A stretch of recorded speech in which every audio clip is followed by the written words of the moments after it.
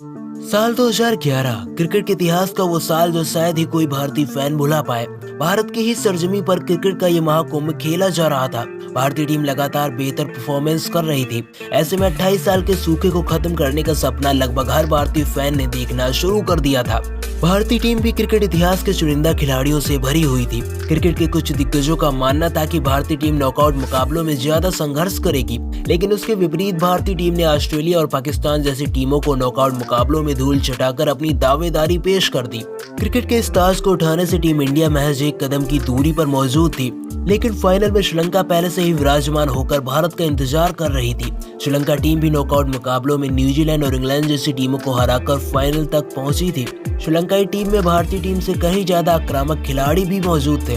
तिलक रत्न, निशांत कुमार, संगकारा और महिला जयावर्धने जैसे दिग्गज बल्लेबाज श्रीलंका के खेमे में थे। वहीं गेंदबाजी के लिए मुरलीधरन जैसा वर्ल्ड क्लास स्पिनर तो था ही, साथ ही तेज गेंदबाजी के लिए मलिंगा जैसा तेज गेंदबाज श्रीलंका को पूरे टूर्नामेंट में लीडिंग एज दे रहा था।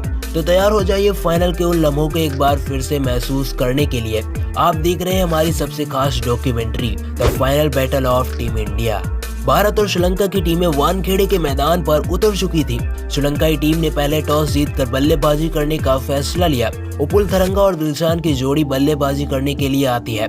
ये वही जोड़ी थी जिसने इंग्लैंड के खिलाफ क्वार्टर फाइनल मुकाबले में 231 रनों का पीछा करते हुए श्रीलंकाई टीम को 10 विकेट से जीत दिलाई थी। अब ऐसे में इस जोड़ी को तोड़ना बेहद जरूरी था, लिहाजा 17 रनों पर जहीर खान ने उपुल थरंगा का विकेट गिराकर इस पार्टनरशिप को भी तोड़ दिया।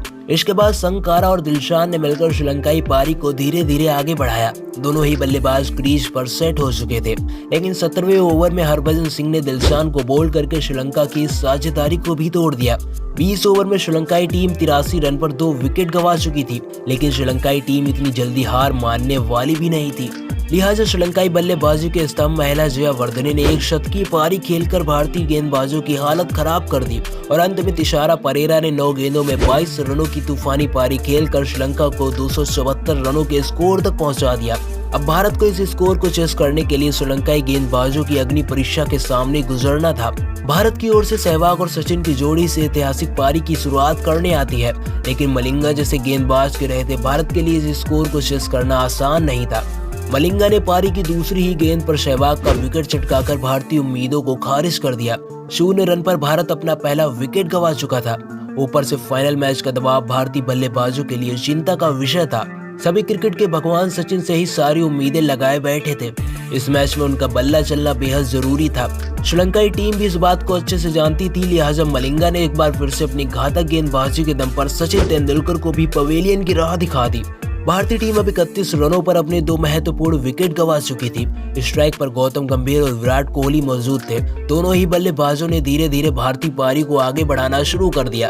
19.3 ओवर में भारत ने अपने 100 रनों का आंकड़ा भी पार कर लिया, लेकिन श्रीलंकाई गेंदबाज इतनी जल्दी हार मानने को तैयार नहीं थे। लिहाजा विराट कोहली भी 35 रन बनाकर आउट हो जाते हैं। एक छोर पर गौतम गंभीर डटे हुए थे और दूसरे छोर पर खुद कप्तान धोनी बल्लेबाजी करने के लिए आते हैं। धोनी के लिए टूर्नामेंट अभी तक कुछ खास नहीं था। बल्लेबाज के तौर पर अभी तक धोनी ने कुछ खास कमाल नहीं दिखाया था, लेकिन धोनी को बड़े मैच का प्लेयर ऐसे ही नहीं कहा जाता है। धोनी ने श्रीलंका के गेंदबाजों का जमकर सामना किया और अपना विकेट नहीं गंवाया। दूसरे छोर पर गौतम गंभीर 56 गेंदों में 50 रन जड़कर भारत को मजबूत स्थिति में लाकर खड़ा कर देते हैं। महेंद्र सिंह धोनी ने भी अब बड़ी हिट्स लगाना शुरू कर दिया। दोनों ही बल्लेबाज करण अर्जुन की तरह भारत की पारी को आगे बढ़ा रहे थे और 38वें ओवर में भारतीय टीम ने 200 रनों का आंकड़ा भी पार कर लिया। भारतीय टीम को अब जीत के लिए 12 ओवर में 74 रन बनाने थे, लेकिन 95 रनों पर सेट बैट्समैन गौतम गंभीर का विकेट लेकर श्रीलंका एक बार फिर से मैच में वापसी कर लेती है। मैच अब बराबरी पर आ खड़ा था।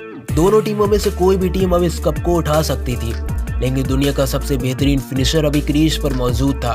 धोनी ने युवराज सिंह के साथ मिलकर फिर से भारतीय स्कोर को आगे बढ़ाना शुरू कर दिया। टीम इंडिया को अब जीत के लिए 24 गेंदों में 24 रन चाहिए थे।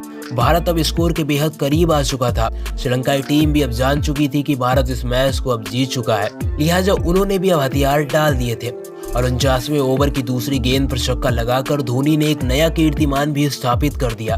भारत 28 साल के बाद अब विश्व विजय बन चुका था। ये छक्का लगाकर धोनी ने करोड़ों हिंदुस्तानियों का सीना गर्व से चौड़ा कर दिया था। भारत ने वर्ल्ड कप की ट्रॉफी भी उठा ली थी। तो अगर आप भी MS धोनी के फैन हैं तो इस वीडियो को लाइक जरूर करें